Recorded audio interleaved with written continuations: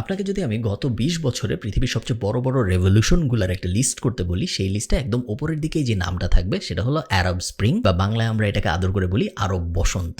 The Arab Spring. Arab Spring. Arab Spring. Either this is the first Arab revolution of the 21st century. আরব বসন্ত বা spring কথাটা এটার সাথে কেন আসছে? বসন্ত বা স্প্রিং কথাটা আসার কারণ হলো বসন্ত বা স্প্রিং খুব সুন্দর একটা সময়, এবং এই আন্দোলন যখন শুরু করা হয় তখন বলা হয়েছিল যে এই আন্দোলন যদি সফল হয় তাহলে খুব সুন্দর একটা স্প্রিং বা বসন্ত আসবে, যে এই বসন্তে কোনো দুর্নীতি থাকবে না, কোনো আহাজারি থাকবে না, কোনো দমন পীড়ন থাকবে না, সরকার খুব সুন্দর করে মানুষজনের সাথে কাজকর্ম করবে। এবং এই ধরনের অনেকগুলো প্রমিসের উপর ভিত্তি করেই মানুষজন আরব দুনিয়ায় রাস্তায় নেমে আসে আন্দোলন করার জন্য তাদের রেসপেক্টিভ সরকারের বিরুদ্ধে। কাগজে কলমে আন্দোলন সফল হয়। আমি 2 বছর আগে ইজিপ্টে গিয়েছিলাম এবং তেহরিন স্কোয়ারে আমি এই আন্দোলনের ব্যাপারে অনেক কথা গোপনে রেকর্ড করেছিলাম, কারণ তেহরিন স্কোয়ারে কিন্তু আজকেও ভিডিও রেকর্ড করতে দেয় না, ওখানে অনেক পুলিশ থাকে এবং এই আন্দোলনের কথাবার্তা অনেক সময় দমায় রাখা হয়। আপনারা গোপন ক্লিপটা দেখে আসেন এবং তারপরে আমি আপনাদের বলতেছি কেন এই আন্দোলনের কথাটা এই মুহূর্তে বাংলাদেশের জন্য খুব বেশি significant. أكثر من 50 سنة عمري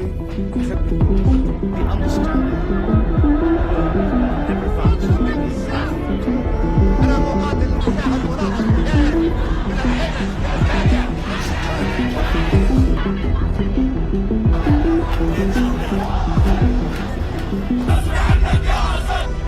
Protests that began 10 years ago in Tunisia.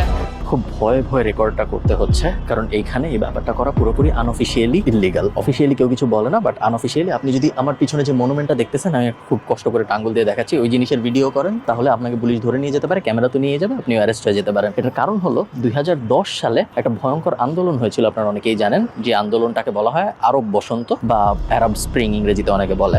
আরবে হয়েছিল এবং কি আগের জায়গা থেকে সরে যেতে হলো, কারণ কিছু পুলিশ এসে আমাদের বলেছিল যে ভিডিও রেকর্ড করা যাবে না ওইখানে। এই কারণে আবার একটু সরে দাঁড়ালাম এবং পুরোপুরি প্রিটেন্ড করছি যে আমাকে দেখা যাচ্ছে না, ক্যামেরা অনেক দূরে একজনের হাতে দিয়ে এসেছি যাতে বুঝতে না পারে কেউ যে আমি ভিডিও রেকর্ড করছি। অনেক পুলিশ চারদিকে, এবং ব্যাপারটা একটু অদ্ভুত যে এত পুলিশ এই ব্যাপারটাকে প্রোটেক্ট করার চেষ্টা করতেছে যে এইখানে ছবি তোলা যাবে না বা ভিডিও করা যাবে না। যেটা বলছিলাম, আরব বসন্ত যখন হয় বা আরব স্প্রিং যখন হয়, তখন 4টা দেশে একসাথে আন্দোলন শুরু হয় এবং প্রত্যেকটা দেশের আন্দোলনের কাহিনীটা মোটামুটি একই। সবাই আন্দোলন করে দুর্নীতির বিরুদ্ধে, সবাই আন্দোলন করে বাজে সরকারের বিরুদ্ধে, এবং সবাই ক্ষমতা পরিবর্তনের জন্য আন্দোলন শুরু করে। এবং আফ্রিকার যে 4টা দেশে আন্দোলনটা হয় তারা হলো তিউনিশিয়া, লিবিয়া, ইয়েমেন এবং আমি এখন যেখানে দাঁড়িয়ে আছি সেই ইজিপ্ট।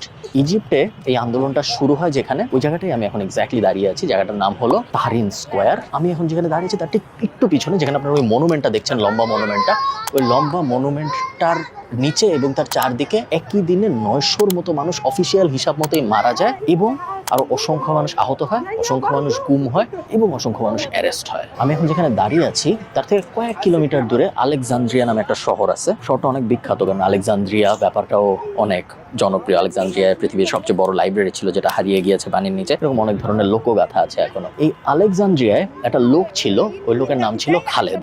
আমার নামের সাথে মিল, আমার নাম খালিদ, ওনার নাম খালেদ।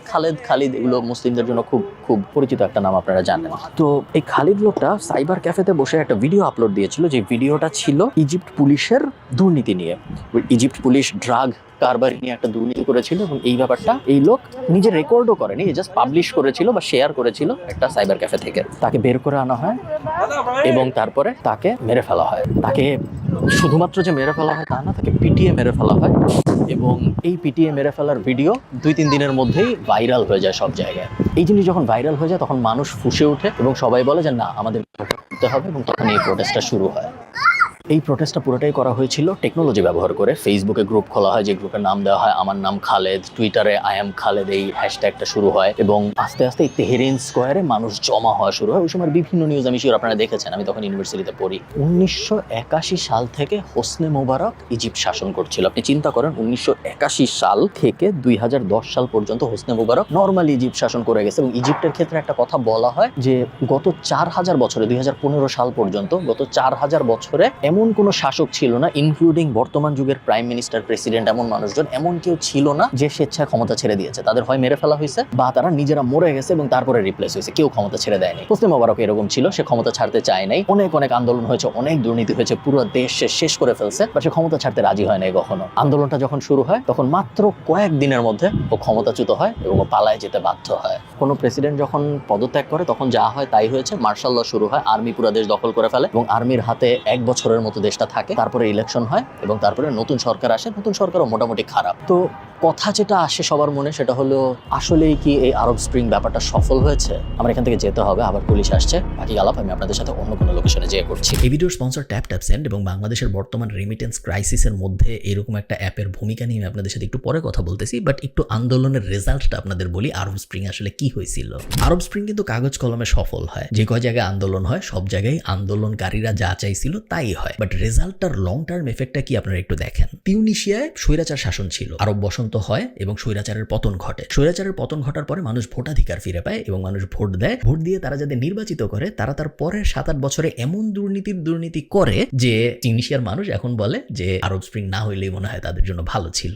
ইজিপ্টের স্বৈরাচার ছিল হোসনে মুবারক। হোসনে মুবারককে সরায় নিয়ে আসা হয় আব্দুল ফাত্তাকে। হোসনে মুবারক যখন ছিল ইজিপ্টের স্বৈরাচার তখন $1 6 ইজিপশিয়ান পাউন্ড পাওয়া যেত এবং গত 2 বছরের হিসাব যদি আপনি দেখেন $1 হয়ে গেছে 42 ইজিপশিয়ান পাউন্ড। ইজিপ্ট হয়ে গেছে পৃথিবীর সবচেয়ে বেশি ঋণ নেওয়া দেশগুলোর একটা। ইজিপ্টের ইনফ্লেশন হয়ে গেছে পৃথিবীর সবচেয়ে বাজে ইনফ্লেশনগুলোর একটা। এবং ইজিপ্টের ইকোনমির অবস্থা, ইজিপ্টের জুডিশিয়ারির অবস্থা, ইজিপ্টে একদম গলিতে দুর্নীতি হয়। ইজিপ্টে একদম গলিতে ঘুষ নেওয়া হয়, যেটা আপনি অন্য অনেক দেশে ইভেন বাংলাদেশেও আসলে কল্পনাও করতে পারবেন না। এত খারাপ অবস্থা ইজিপ্টের।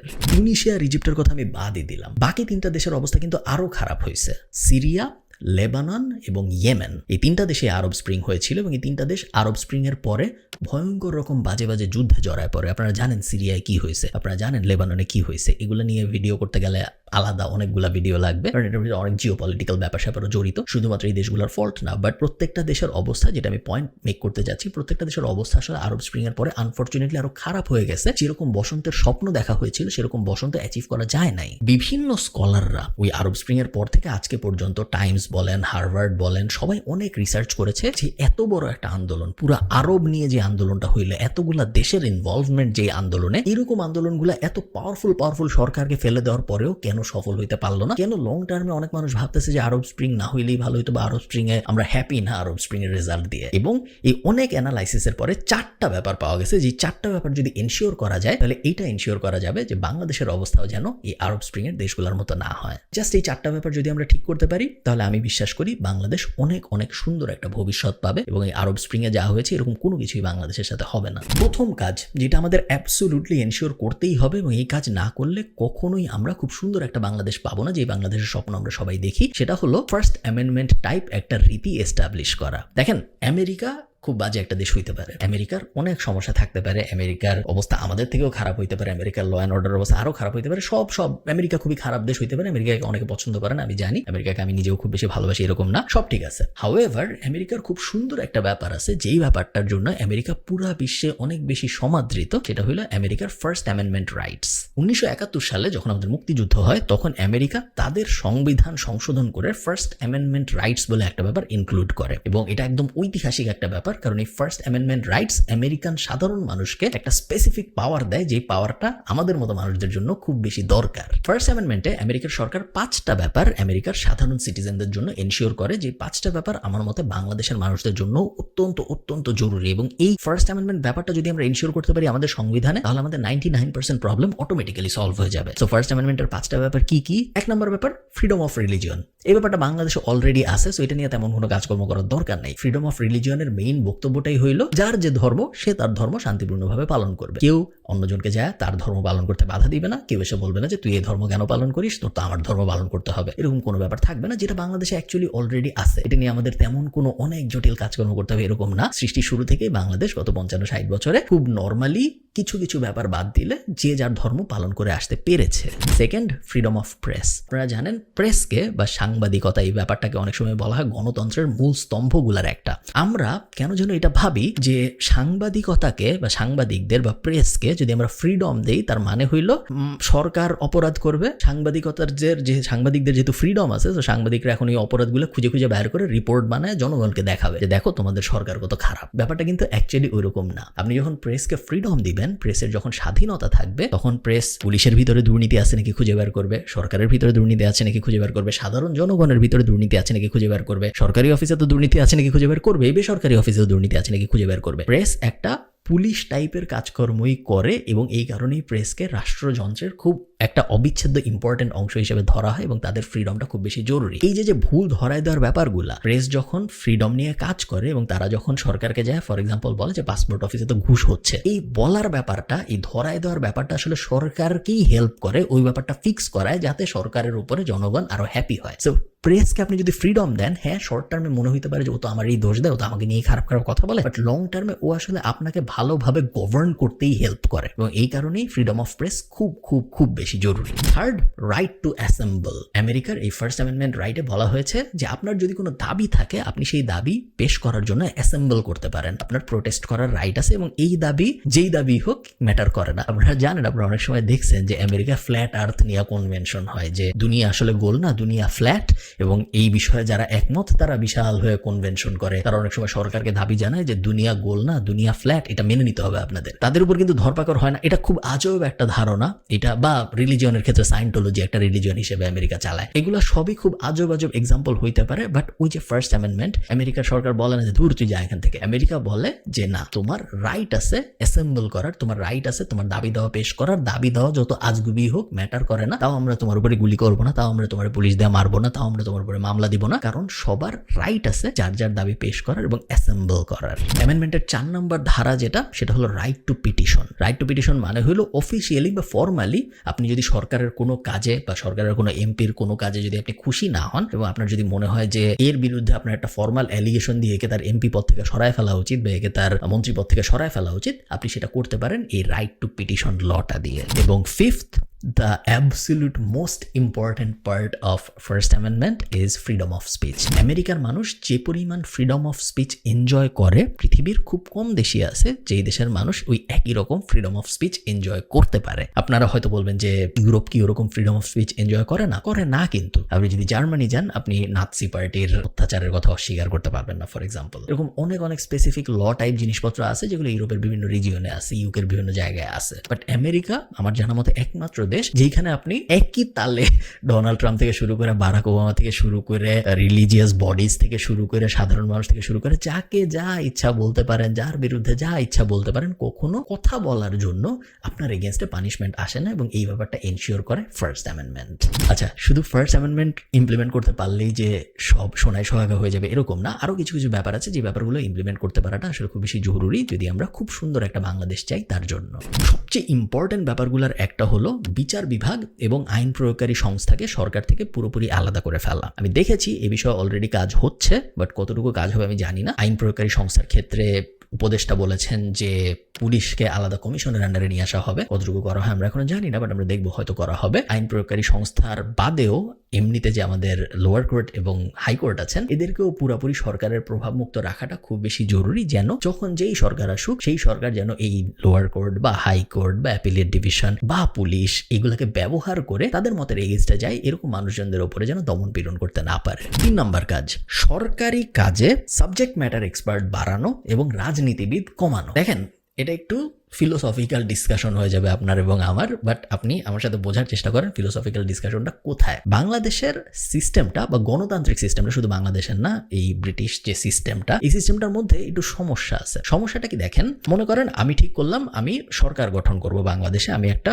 পার্টি নিলাম, মাকলু পার্টি। এই মাকলু পার্টি বাংলাদেশের নেক্সট ইলেকশন লড়বে। সো বাংলাদেশে 300 আসন আছে, 300 আসনের প্রত্যেকটা আমি আপনাদের মধ্যে থেকে যারা আমার সাবস্ক্রাইবার আছে তাদেরকে একজনকে এক একটা আসন দিলাম, যে যান আপনি এখন নোয়াখালী 1 আসনে বসেন, আপনি নোয়াখালী 2 আসনে বসেন, এবং তারপরে আমরা পুরো দেশে একটা ক্যাম্পেইন করলাম যে সবাই মাকলু মার্কায় ভোট দিন। মনে করেন আমরা জিতলাম, ধরেন আমরা 300 আসনই পাইছি, আমাদের কোনো অপোজিশন দাঁড়াইতে পারেনি, আমরা সবাই মিলেই পুরো একচ্ছত্র অধিপত্য আমাদের সংসদে, আমরা সবাই 300 আসনের 300 আসনই আমাদের, ঠিক আছে। সো 300 আসন যখন আমি পেলাম এবং আমি যখন সরকার ফর্ম করলাম, আমি তো হইলাম প্রধানমন্ত্রী তাইলে ওই সরকারের। তো এই প্রধানমন্ত্রী যখন আমি হলাম, এখন আমার সরকার চালানোর জন্য কি লাগবে? সরকার চালানোর জন্য এখন আমার লাগবে মন্ত্রী, সরকার চালানোর জন্য এখন আমার লাগবে প্রতিমন্ত্রী। তো এই মন্ত্রী এবং প্রতিমন্ত্রী আমি কোথা থেকে সিলেক্ট করব? মন্ত্রী এবং প্রতিমন্ত্রী সিলেক্ট করার জন্য আমার হাতে অপশন 2টা। বাংলাদেশ সংবিধান অনুযায়ী আমি টেকনোক্র্যাট মন্ত্রী নিতে পারি কিছু। সো মনে করেন কথার কথা, আমার মনে হইল যে সড়ক ও যোগাযোগে আমার একটা ভালো মন্ত্রী দরকার যে সড়ক ও যোগাযোগ খুব বুঝে। এখন আমি আপনাদের সবার দিকে তাকাইলাম, যে 300 জন আপনারা জিতছেন, 300 জনের দিকে তাকাই আমি দেখলাম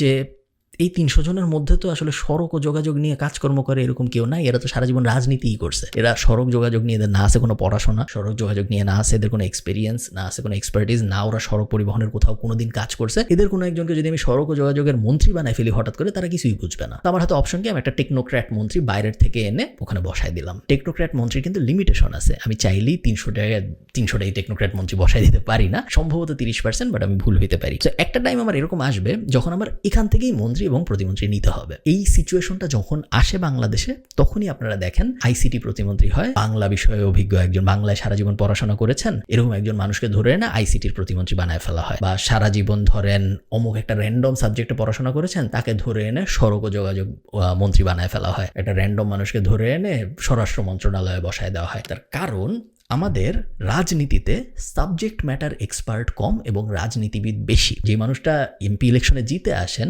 বাংলাদেশে, আওয়ামী লীগ হোক, বিএনপি হোক, অন্যান্য যে কোনো পার্টি হোক, তার কোনো একটা সাবজেক্ট ম্যাটারে এক্সপার্ট হওয়ার চান্স খুব কম এবং তার রাজনীতিবিদ হওয়ার চান্স খুব বেশি। এবং যখন এভাবে 300 আসন থেকে 300 রাজনীতিবিদ উঠে আসেন এবং সাবজেক্ট ম্যাটার এক্সপার্টরা তো আসলে রাজনীতি করবে না, তারা তো তাদের ক্যারিয়ারে বিজি, তারা তো তাদের লাইফে বিজি। সো তারা যখন তাদের ক্যারিয়ারে বিজি, তারা যখন লাইফে বিজি, তখন যে ওই ভ্যাকিউমটা কে ফিল আপ করবে? এমন মানুষ ফিল আপ করবে যাদের আসলে তেমন কোনো কাজকর্ম নাই। এমন মানুষ যখন রাজনীতিতে আসবে এবং এমন মানুষ যখন এমপি ইলেকশন করে জিতবে, তারপরে সে যখন যে মন্ত্রী হবে, প্রতিমন্ত্রী হবে, তখন তাহলে আমরা এই ডিভিশনগুলার উপরে এমন মানুষকে বসাই দিলাম, সে আসলে ওই বিষয়ে তেমন কিছু জানে না। হ্যাঁ, তার সরকারি গভর্নেন্স সিস্টেম আছে, তার আমলাতন্ত্র আছে, সে সবকিছু চালাইতে পারে। বাট আপনি চিন্তা করেন, মনে করেন আপনি একটা আইটি কোম্পানি চালান। এখন আপনার আইটি কোম্পানিতে আপনি একজন মানুষকে হায়ার করবেন। আমি আপনাকে বললাম আপনার হাতে দুইটা অপশন। গত 20 বছর ধরে জনগণের জন্য অনেক কাজ করছে এরকম একজন মানুষকে আপনি আইটি কোম্পানিতে নিতে চান, নাকি গত 20 বছরে আইটি বিষয়ে পড়াশোনা করছে, আইটি বিষয়ে একটা কোম্পানিতে চাকরি করছে, আইটি বিষয়ে একটা কোম্পানি চালাইছে, আইটি বিষয়ে এক্সপার্টিস আছে এমন একটা মানুষকে আপনার কোম্পানিতে সিইও বানাইতে চান? জনগণের জন্য কাজ করা অনেক ভালো, বাট জনগণের জন্য অনেক কাজ করছে বলেই সে এসে একটা আইটি কোম্পানির সিইও হয়ে আইটি কোম্পানিকে ভালো করতে পারবে? নট নেসেসারি, কারণ দুইটা পুরোই দুই জিনিস। এই সমস্যাটা, এই ফান্ডামেন্টাল সমস্যাটার কারণেই অনেক সময় দেখা যায় আমাদের রাজনীতিবিদরা বা এই রাজনৈতিক সিস্টেমটা চাইলেও অনেক ভালো কিছু করতে পারে, আমাদের ভালো কিছু করার এক্সপার্টিসটাই আসলে নাই, কারণ আমাদের সিস্টেমটাই এমন যে সিস্টেম থেকে এক্সপার্ট মানুষ উঠে আসবে না কখনো। ফোর্থ, যেটা লাস্ট, ভিডিও অনেক বড় হয়ে গেছে, আমি শেষ করবো, সেটা হলো কমন সেন্স অ্যাপ্লাই করা। আমরা যদি আবার ভোট দিতে যাই কখনো, আমরা যদি ভোট দেওয়ার সুযোগ পাই, আমরা যখন ভোটটা দিব, আমরা যখন মার্কাগুলার দিকে তাকাবো, আমরা যখন মানুষগুলার নামের দিকে তাকাবো, তখন আমরা একটা কমন সেন্স অ্যাপ্লাই করার চেষ্টা করব। কমন সেন্সটা এইরকম যে একটা কাউন্সিলর বা একটা এমপি, ধরেন একজন এমপির বেতন হয় 85,000 টাকা বা 90,000 টাকা বা 1,05,000 টাকা, এরকম একটা এমপির বেতন হয়। খুব বেশি আহামরি বেতন হয় এরকম না।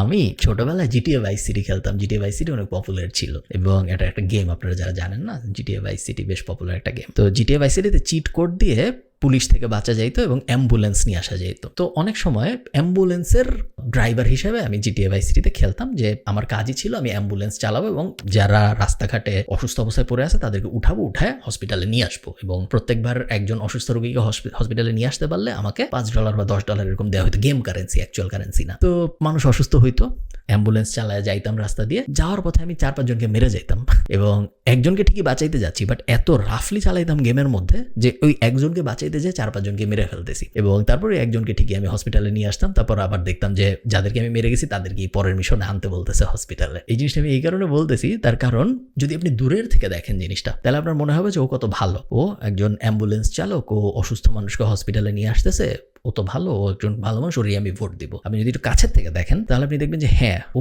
আমার উন্নতি করতে চায়। একজনের তো উন্নতি করতেছে, বাট ওই একজনের উন্নতি করতে যেয়ে আরো 5 জনের ক্ষতি করে ফেলতেছে, 5-6 জনকে মেরে তারপরে একজনের উন্নতি করতেছে। এই উন্নতির যে করতে চাচ্ছে তাকে কি আসলে আমার ভোট দেওয়া উচিত? তো আমাদের রাজনীতিটা অনেক ক্ষেত্রে এরকম হয়ে গেছে, এবং এই কারণে যখন আপনাকে কেউ এসে বলবে, হঠাৎ করে আপনার দরজায় নক করে কেউ বলবে যে আমাকে ভোট দিয়েন, তার কারণ আমি চাই আপনার উন্নতি করতে, তখন আপনি একটু কমন সেন্স অ্যাপ্লাই করে চিন্তা করবেন যে এই 1,05,000 টাকা বেতনের চাকরি করবেন আপনি, এই চাকরি করার জন্য আপনি এত স্যাক্রিফাইস করতেছেন, গত 20 বছরে আপনি কিছু করেন নাই, রাজনীতি করছেন জাস্ট আমার উন্নতি করার জন্য, আমার জন্য আপনার এত মন কাঁদে, এই আসনটার জন্য, এই ঢাকা 10 আসনের জন্য আপনার এত মন কাঁদে যে আপনি আপনার সব কিছু ছেড়ে ছুড়ে শুধুমাত্র আমার উন্নয়ন করার জন্য এত স্যাক্রিফাইস করতেছেন, এত স্যাক্রিফাইস করে ইলেকশন করতেছেন। এটা আসলেও সত্যি? বেশিরভাগ সময় এটা আসলে সত্যি হয় না। বেশিরভাগ সময় মানুষ আমাদের উন্নতি করার জন্য ইলেকশন করে না, বেশিরভাগ সময় মানুষ ইলেকশন করে তাদের উন্নতি করার জন্য, এবং বেশিরভাগ সময় মানুষ ইলেকশন করে পাওয়ারের জন্য, কারণ আমরা ম্যাসলোর হায়ারার্কি অফ নিডস থেকে দেখেছি, power is the ultimate win. পাওয়ারের উপরে আর কিছু নেই। আপনার যত টাকাই থাকুক, আপনার যাই থাকুক নাই থাকুক, আপনি যতদিন পাওয়ার না পাচ্ছেন ততদিন পর্যন্ত আপনি আলটিমেট অ্যাচিভার হইতে পারেন না। এবং এই কারণেই মানুষজন রাজনীতি করে। তো এই ভুল ধারণাটা থেকে আমাদের বেরোইতে হবে যে মানুষজন আমাদের উন্নয়নের জন্য রাজনীতি করতেছে। ভালো থাকেন সবাই, সবার সাথে আমার দেখা হবে পরের কোনো একটা ভিডিওতে। টাটা।